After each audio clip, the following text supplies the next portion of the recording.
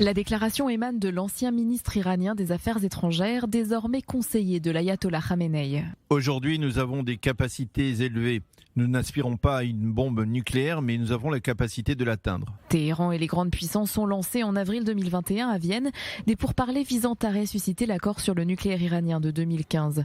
Mais les négociations avec les grandes puissances sur un nouvel accord sont au point mort. Pour autant, Téhéran ne compte néanmoins pas y renoncer. Une conférence régionale doit s'ouvrir mardi en Jordanie en présence de l'Arabie Saoudite, de la France et de l'Union européenne.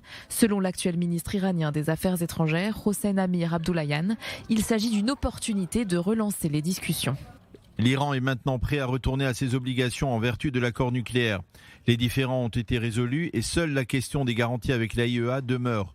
Nous pensons que les lacunes restantes seront résolues lors de la visite de la délégation de l'organisation à Téhéran. Une visite qui s'est achevée ce lundi. Les responsables de l'agence de surveillance nucléaire de l'ONU ont quitté Téhéran après des entretiens avec le chef de l'agence iranienne de l'énergie nucléaire, selon l'agence de presse ISNA, sans préciser si l'impasse concernant les traces d'uranium dans des sites non déclarés avait été abordée.